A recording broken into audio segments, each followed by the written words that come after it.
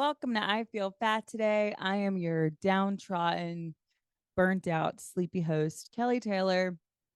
It's Friday. Thank God we've made it. Um, Happy Tortured Poets Department release day for those who celebrate. Have you listened to the new Taylor Swift album? I have not because I am recording this on Tuesday and it has not come out yet, but I am looking forward to that. That is the new Taylor Swift album coming out at the end of the week is the light at the end of the tunnel that I am very much looking forward to, but also kind of nervous about because I am afraid I am not going to like the album. I can say that as somebody who is a fan of Taylor Swift. I'm slightly worried. I'm a little bit worried I'm not going to enjoy Tortured Poets Department, but boy, based on nothing, based on nothing at all. But boy, do I hope my fears are wrong. So we'll see. At least we have that. By the time you're listening to this, the album would be out and I would have listened. And so I'll give my thoughts next week on the podcast because I know how all of you care so much. All right. Follow us on social media. You can follow the podcast where clips of the show are posted at I Feel Fat Today. You can follow me, your host. You can see me try to keep it together online at Hello, this is Kelly. I post about all the shows that I do there, where you can check that out.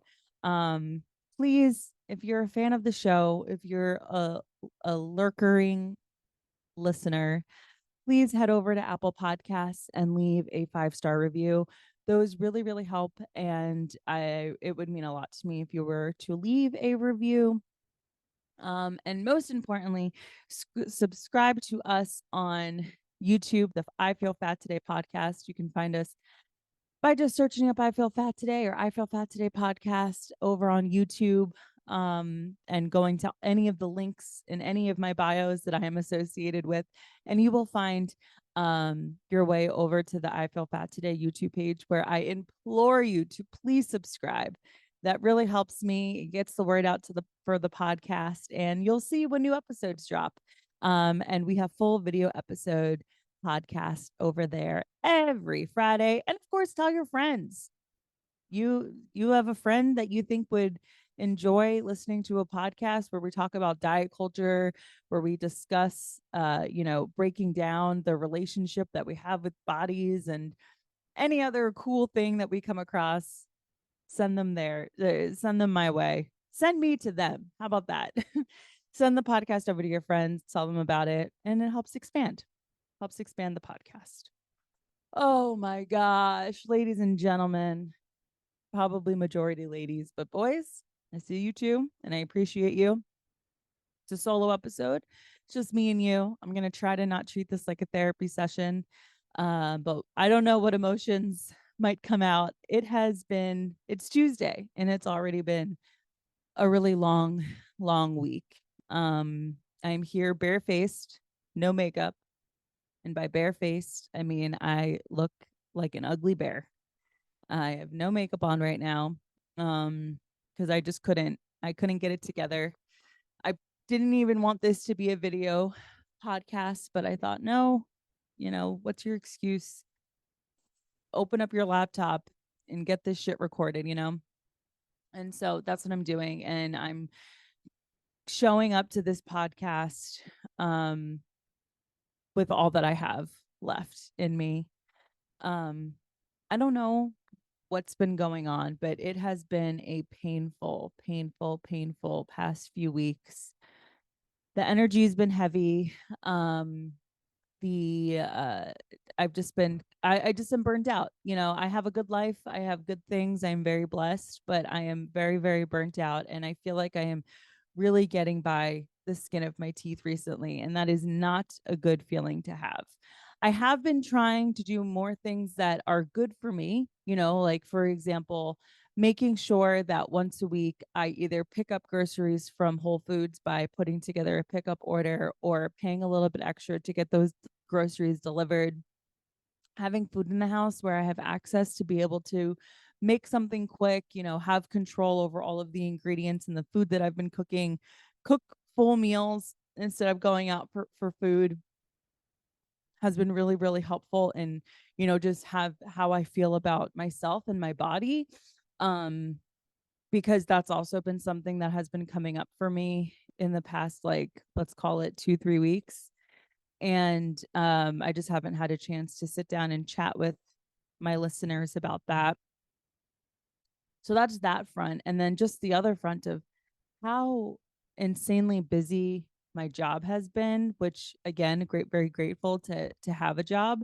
And I'm not here to talk about work, but it's just been insane. And I get really frustrated when it feels like my work bleeds out of my, work day job schedule, and it becomes difficult to do more of my passion projects, comedy, podcasting, having a home that doesn't make me feel like I'm losing my mind because it's so dirty, being able to take Finney out for what I feel like is a sufficient amount of walks, to be able to move my body, I feel a sufficient amount. Like, all of those things compound to negatively affect my mental, when work is so crazy and I'm like working all these extended hours and trying to keep up and feel like I'm a hamster spinning on a wheel. So that's been happening recently. And on top of all of that, this past week, ever since Saturday, April 6th, Finney hasn't been feeling well. And that really, really, really is tough. When your dog doesn't feel well, it's a culmination of all of these anxieties that I am trying to keep a hold of and keep myself together, even though I feel like I am cracking up. Like, I feel like my foundation is breaking and I'm just going to slip through the cracks. And it has been really hard to not just like say F it and like throw my hands up at work and like go out in a blaze of glory and like shut my laptop and never talk to these people again. It has been so hard to not say, fuck this. I don't want to do this fucking podcast anymore. What's it for? No one subscribes. No one listens to it. No one likes it. And all of these negative things that I feel that I really believe to be true are, I feel like, are simmering. Like, it's just a pot of water that is simmering, and I don't want it to bubble over, but it's just sitting there simmering. And you know what happens when water simmers? It just the water level starts to decrease until eventually there's nothing left in the pot, and then the whole house, get burst into flames because there was an empty, cast iron pot on the stove, and it went up in flames. And that's where I feel like I'm at, especially because Finney hasn't been feeling well. And today, the day that I'm recording this, in the middle of the day, Joe took Finnegan out to go to the bathroom, and when he came back, he said Finney has some blood in his stool after going to the bathroom. I'm trying to, not be gross. But he was shitting blood. And that was when I was just like, all right, I mean, I gotta take him to the vet. And that is like another anxiety with, I was already feeling like a bad pet owner. I was feeling like a bad mom to Finney anyways, because I wasn't taking him to the vet, even though the past week he hasn't been feeling well, but he had been getting better. And I knew, for all intents and purposes, I knew what was wrong with him, quote unquote, and I had the means to take care of him here as far as like medications go. And talking to my friends that help animals and getting guidance from them, I was basically trying to avoid going to the vet at all costs, but it was still in the back of my mind, like bothering me that I wasn't going. But I also was really, really, really concerned about the financial aspect of that too, because the last time I had taken him to the vet for something, it cost hundreds of thousands of dollars. Not $100,000, like anywhere between like $500 to $2,000 is like what a vet bill could be. So then when he started shitting blood, I was like, okay, that's it. Like, immediately, it's like you just know when they have to go to the vet, and like you don't even think about cost. You just like get up and go. And I was in the middle of a very busy work day. And so I feel like I am going to crash. Like, I just feel like I am going to hit a bottom, and I am going to, you know, I don't know what it's going to look like. But even as I'm saying that, I'm remembering how on what day was it? Was it Tuesday, the 9th? I had a crazy panic attack, like an insane panic attack. I body convulsing. It was so my whole point is that I'm already there. I'm already breaking. And I don't know why I'm sitting here talking about this into a microphone because none of this is funny and people probably aren't even listening anymore. But I guess I feel like I needed to get that out. And I am by no means stopping this and re-recording. This is what we're doing. That's just where I am at. And I think maybe I just need the validation from people that might be listening to tell me to keep going because I'm having a really hard time holding it all together. And I'm trying my best. And I'm gonna be fine, but like I just want to have the gumption to like keep this train on the tracks and keep it going. And please send good vibrations to my little Finnegan. He's okay. He's home. The vet wasn't concerned. We have, testing being done at labs and on some medication now to help. Why did my default microphone change? Hold on. Okay, I think my mic is back. Weird. Weird. My mic. Oh no, that's speaker. That goes here. Oh, now I'm muted. As I was saying that, for some reason, my mic switched from my actual microphone to the computer microphone. Hopefully that's fixed. Okay, so my whole point in saying all this is please send your good vibrations to Finney. He's okay. He's not feeling the best, but he's gonna be okay. And I'm really proud that I got through all of that without crying because I was crying right before I started recording. Okay, so that's an update of what's going on with me. Uh, and oh, this is coming out on the day before 420. Saturday is 420, which is really lame. Is that well, it is my friend Erin's birthday, but that's another thing. That's another little update in my life. I cannot touch THC right now. There is something about it where if I even try to have like a 5 milligram gummy, the anxiety kicks in and I am like thinking that the world is falling apart and I am worrying about what's happening at work and I'm worrying about the content that I put out myself onto social media. And so I haven't been able to touch weed uh either. And so it's like, how am I supposed to decompress and relax? Just sit with my thoughts? I don't know. Okay. Anyways, all right. But for today's episode, did I mention it's a solo episode? Yeah, it's just us. But I am going to show us a few videos from TikTok. I came across some TikTok drama. It is a TikTok drama website episode. And with that, I thought it would be fun to review the drama in question. Now, I dissected this video with a fine tooth comb. I have lots of notes, so I'm probably going to be reading off of those a little bit. But I came across a TikTok video last week. Now, all the conversations have been had about this creator with this video.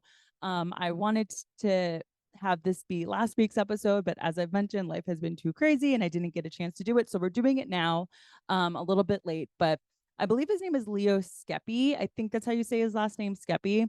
He posted this really, I think, out of pocket take on TikTok about fat people and their fat people and our desire to fit into mainstream brands and just this idea that brands should or shouldn't be catering to people of all sizes, creating clothing that goes into extended sizes.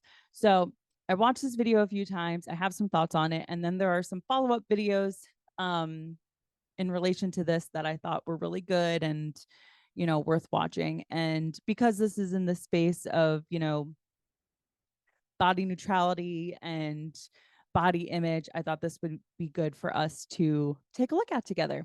So I'm going to pull the video up here and I'm just going to be stopping intermittently to give my 2 cents. So I just want to throw that out there as we watch. Let me get set up here.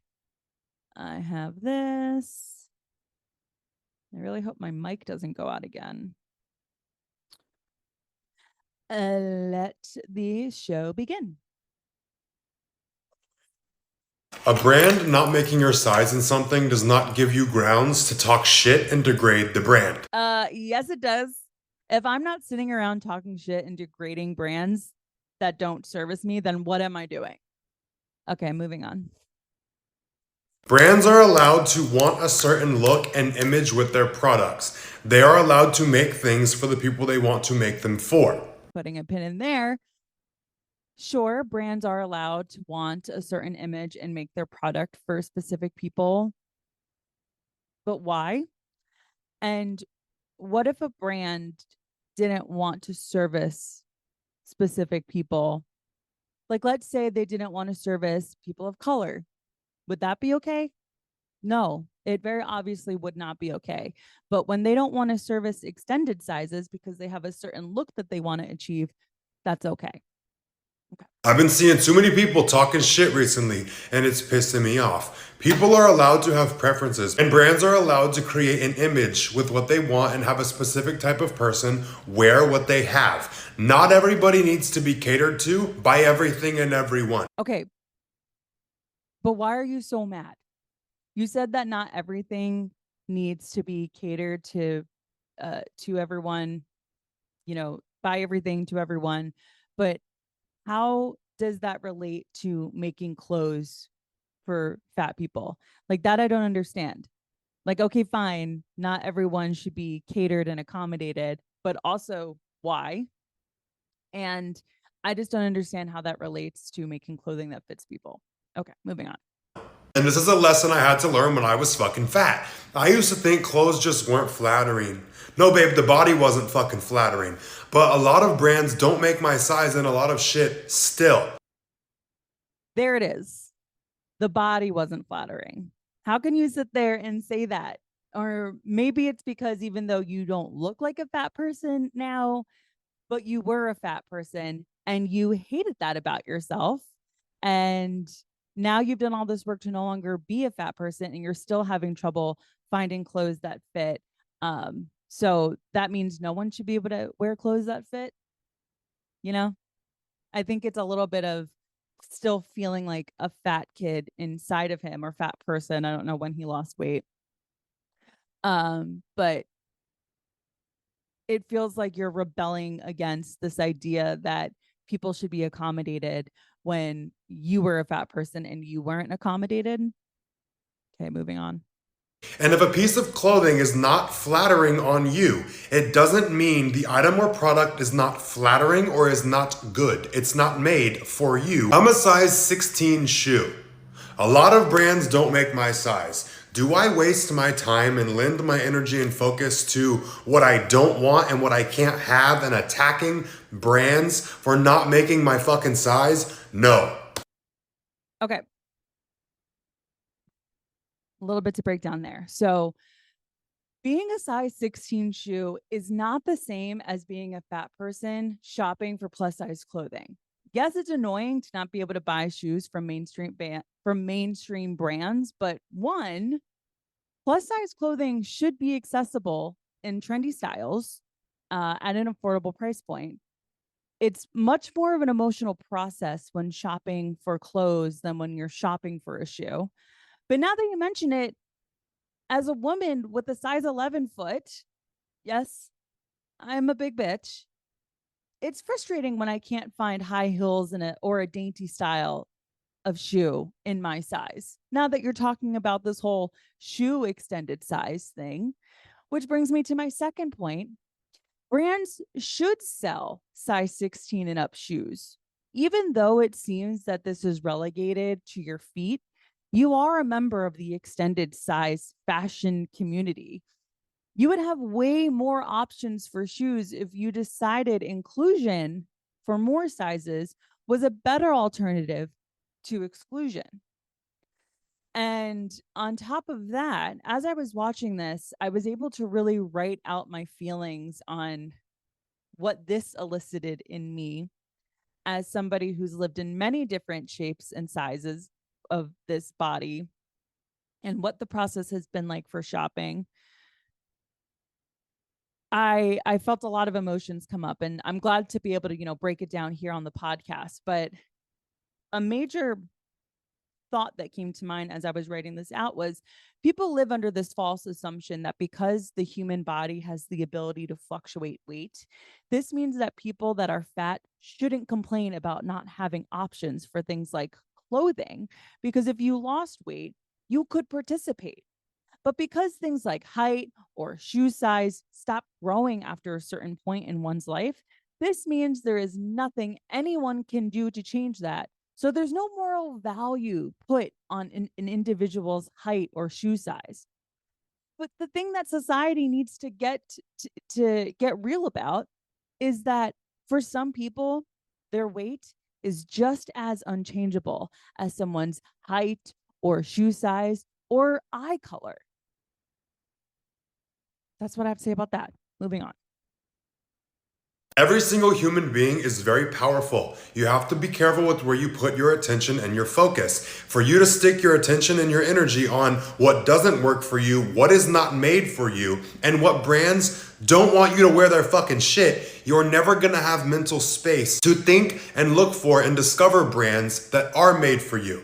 You can't keep focusing on what you don't want and find what you do want. Get your fucking attention off of the shit that's not for you and the things you don't like. I'm never gonna find my size in shoes that I like if all I'm doing is sitting here crying how most brands only go to a 13. Fuck them. I'm gonna go buy the shoes that go to my size. Okay, so this whole portion about energy doesn't really make sense to me. What is taking up mental space for me is my inability to find clothes at an affordable price point that are cute and slash appropriate for how I am needing to dress. What am I supposed to do? Write out manifestations that I'll be able to find a cute sundress that fits my body at a thrift store? If we don't talk about brands needing to have realistic extended sizes, then how can we expect to get them to? Also, why do you feel like it's a waste of energy for someone that's a size 26, 28, 30, 32 to want mainstream fashion brands to have their size? I'm not understanding how that is a waste of mental space. A key point here, if my focus is nothing but stuck on the brands that don't make my size, I'm gonna feel nothing but frustrated, irritated, singled out, and pissed off. That's a waste of your energy. Being a human being is a very valuable experience and it's a very precious thing. Don't waste your fucking time on the shit that's not for you. Don't let useless nonsense irritate you. Here's the thing. I do feel frustrated, irritated, singled out, and pissed off, but it's not on useless, pointless bullshit. We need clothes. People need clothes. Do you know what brides did before plus size bridal wear? They either had to make clothing themselves or starve themselves to fit into the standard sizes available to them, maybe even a little bit of both. Now, due to demand, there is plus size bridal wear. But you know what? It could be better. Anyone that's ruined a girl's day out bridesmaids dress shopping because their fat ass couldn't fit into the sample size at the showroom, so they locked themselves into the bathroom sobbing how she's going to ruin the wedding by being the fat bridesmaid, and now the group is late to their brunch reservation, knows that. Of course, it can always be better. My whole point is finding clothing that fits is not useless and it's not pointless. I know social media has a big fucking mental illness of its own with contributing to people lacking perspective of what really fucking matters. Clothes not being in every single person's size is very, very minute and a very minuscule thing compared to what else is going on in the world. Maybe go the fuck outside and go experience some real contrast and see what other people are really dealing with and living with, and you might be a little more appreciative of your situation and the fact that you can go find other shit that does fit you.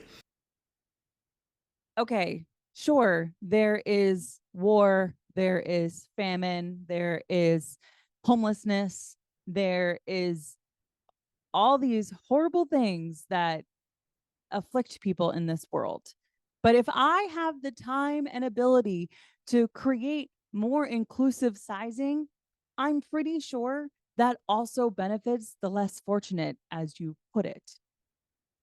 The less fortunate person also needs clothes.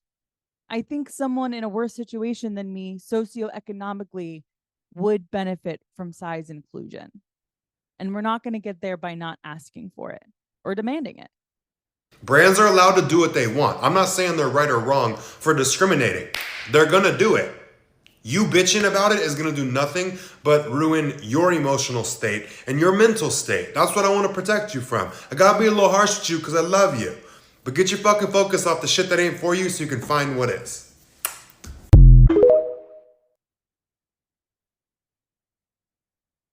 Okay. I fear we've lost the plot. And I went to the comments to see how people felt about this video.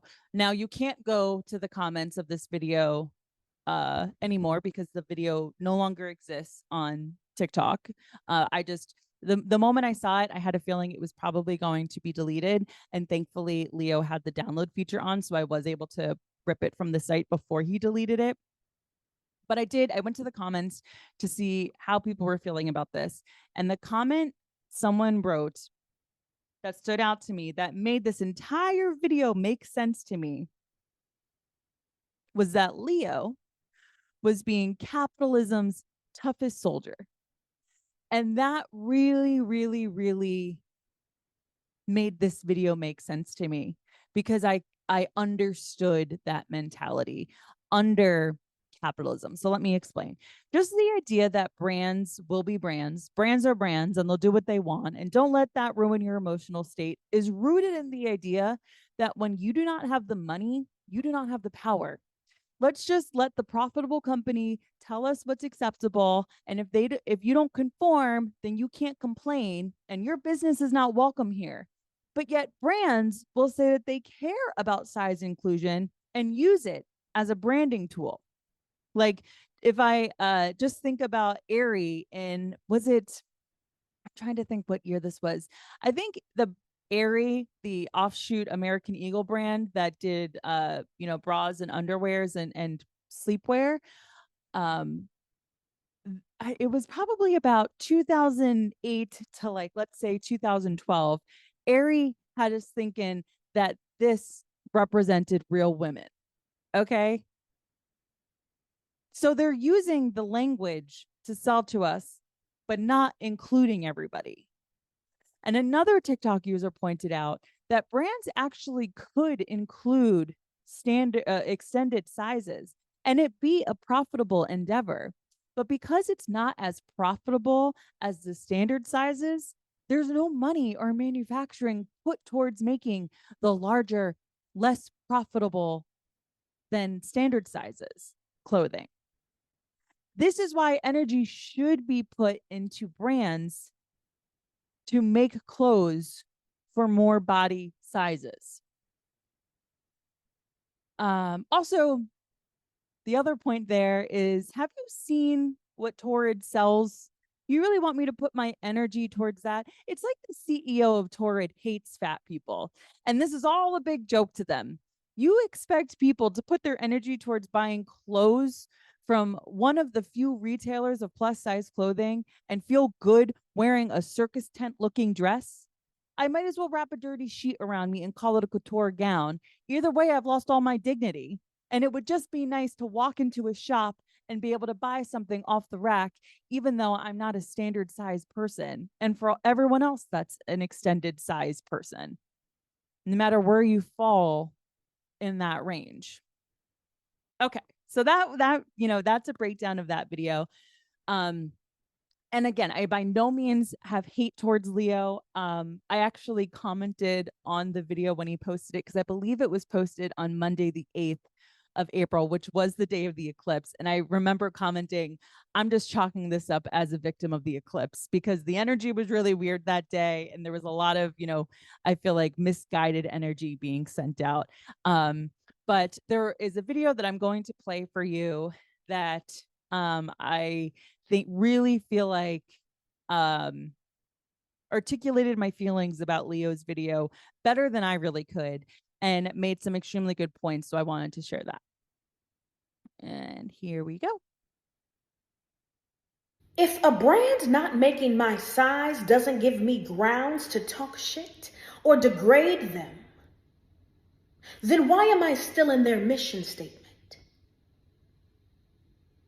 Why do they call themselves size inclusive, even though they stop at an XXL? Why do they say they make clothes for everybody, even though they stop at a size 20? Why do they say that they empower all women when they stop at an XL? Do riddle me that. And I think this whole conversation is about audacity. But you seem to have more of a problem with my audacity as a fat person than brands' audacities to take our confidence, our joy, and use it to sell mediums and larges. And you think that I need to be a medium or a large before I deserve to feel fashionable, to feel confident. This is all about audacity. And there is no issue when it comes to other conversations of inclusion, but plus size clothing is where you're drawing a line. And that's very telling. But do let me tell you and tell everybody else that I will continue to let brands know that if you're going to include me in the mission statement, you will also include me in the size chart. I have nothing else to add. That was perfect. That was perfect. And in that video, that was by creator Samra, Samyra. And the link to her page and the TikTok video will be in the description of this show, as well as a link to Leo's page. But please, please go if you want to, check out Samra. I really, really, really thought that that was so perfectly put. And why? What Leo said was stupid, just flat out stupid. And again, not a knock against his character. I'm not by any means mad at him, but it was definitely misguided.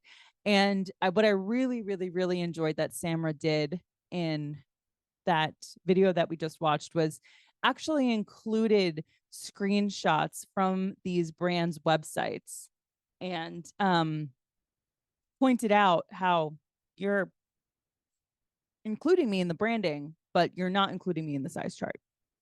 So that's that. Okay, now the last video I have to see before we conclude today's episode is the subsequent apology that Leo put out. And I did want to make sure I reference this because I think it was very illuminating why he felt the way he felt in the initial video. So I'm going to get that queued up. Okay. All right, to hit this properly, the ego is checked at the door. I got some shit to own up to. I deleted the video because it does the opposite of what I want to do. It made a lot of people feel unsafe with me, and that's the last thing that I want. So this is not going to be a sappy apology video and be manipulative to try and win anybody over. This all made me realize the time in my life when I was overweight actually does trigger the fuck out of me. And there it is. Just as he showed his hand at the top of the original video, here he is flat out saying at the top of this apology, his own former fatness triggered him.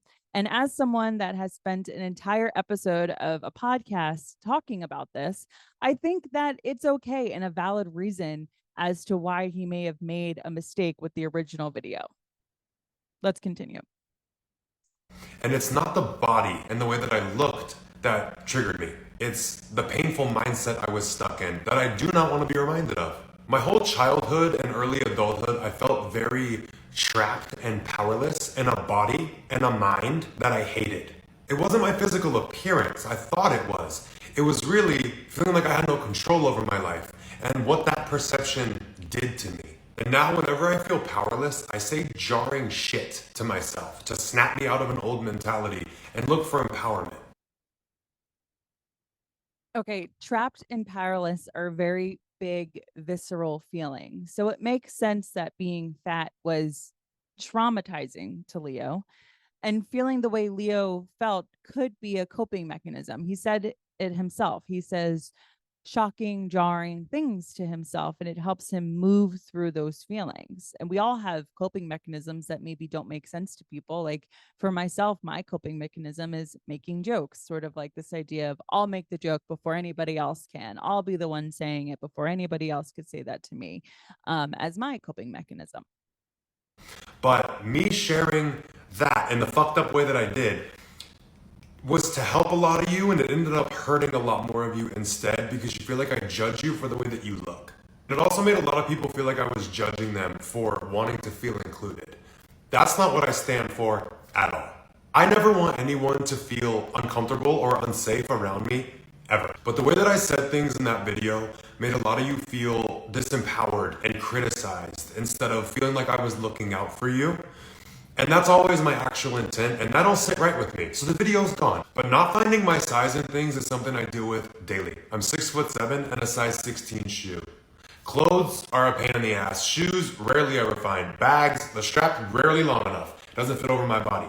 But that's a situation for me that makes me feel very powerless is when my size is not made. And like I said, I say triggering shit to myself to look for the control I do have when I'm looking at things that make me feel disempowered. And when a brand doesn't make my size, I look at it like saying fuck them versus giving them my attention and begging them to include me or bullying them to include me. It's 2024. These brands know that people come in all shapes, sizes, and colors. They're aware. They're choosing not to make certain things. Either it's a financial decision or it's an attempt to actually exclude you. But my personal relationship to that is feeling disempowered and not giving any of my attention to it. But not everybody has my same relationship to this scenario or the same relationship to feeling powerless. And I don't like that my shit made a lot of people feel hurt. That's my thing to deal with. Everybody is allowed to freely speak their mind. Shouldn't have said that because I was doing it in that video. But the thing I should have communicated better was I find my power in absence. So I'm not going to give attention to the brands who don't cater to me. I'm going to go find the brands and focus on the ones that do, or make my own stuff when I can. With all this being said, my aversion to powerlessness and my own relationship to it and my poor communication of that made a lot of you think that I have an aversion to you because of the way that you look. And I want to make sure everyone knows that is 100% not true. So a lot of people didn't like the apology, and I think it's because they are annoyed that this is Leo's perspective. But I feel like he can't help that he can't help being a handsome dude that can have that attitude of, oh, fuck them. This makes me feel bad emotions. So I'll try to find what I need elsewhere. When for most of us, that advice doesn't work. And the original video didn't feel motivational. It felt more like he was telling people to stop whining and accept whatever table scraps capitalism decides to give you. I actually do want to say thank you to everyone who voiced their opinion and told me how hurt you were by this because it really made me reflect. When people say I'm hurt, that's my wake up call of like, you did something because that's never my intent. So instead of sitting here and saying I'm sorry, because those are just words and they don't do anything for anybody, I'm going to give you my word that I'm going to continue to do any work necessary to make sure that you always know and feel that I'm looking out for you and I'm here to protect you. And that was that. Okay. So just want to point out at the end of that apology, he keeps saying that this isn't an apology. And he doesn't he keeps saying that he doesn't give an apology or that this isn't a simple I'm sorry. But I feel like that's just a poor choice of words on his part because I'm getting the sense that he's sorry. And I think if I go back and watch that 3 minute, 49-second long video, I think he does say that he's sorry and that he feels bad that he made anybody feel badly based on what he said. And he's basically saying that this is where I was coming from. And I don't think that if you're fat, you're disgusting and gross. And I don't hate you for being fat. Um, Again, extremely misguided. Do I think he's the worst person in the world and a enemy to fat people? No, I don't. I think that this is sort of where we are at in with social media is the first thought that comes to your mind, you come and you post a video about it and you likely offend a lot of people. And believe me, I understand. I'm in the business of offending people. You know, I post a joke and someone comments that it was, bad for victims of abuse. So it's impossible to put an opinion out there and not offend people, especially when you have a huge following. But I do think that it was worth, sort of breaking this down and discussing. And based on that follow-up video, I did feel some satisfaction. And I did think to myself, Leo, they could never make me hate you. I did see him posting some weird follow-ups to his stories, which is a very underutilized feature to TikTok, to a very underutilized feature of TikTok, and it's not meant to be permanent, where he was sort of handling the clarifications to both of the videos, and some seemed a little bit out of pocket of those storied videos. You can't even go to his page and find them now because, again, I don't remember what he said, and again, the posts were impermanent by design, so I can't remember what he said, and I don't feel like scouring TikTok to rehash the whole thing again to see what he was posting as a follow-up to these. My point was to review his perspective, give my opinion on it, and use it as an opportunity to point out how size inclusion with more brands is a realistic goal, especially when the same brands are not only are not making the extended sizes and are using fat body inclusion as a marketing tool and profiting off of us, but not actually including us. I kind of had this realization recently at the thought of airplane seats and how, oh, if you're fat, you have to buy two. And that is something where it's like, I don't need to be capitalism's number one supporter in saying you're one body, one soul. That's even how pilots will refer to one's self on a plane as a soul. If there's 47 people on a plane, they're referred to as 47 souls. Why does one soul, one body, need to purchase two plane seats just because of their size? I think that this idea of anybody that's not fat saying, oh, because you're bigger and you take up two seats, you need to buy two seats so that Spirit Airlines can get more money, so that United can get more money and still not ensure that the planes are safe for air travel. I feel like because we live in a capitalistic society, and I believe me, I understand needing to I understand why we do, like, it gives us the freedom to start businesses and make money and all that stuff.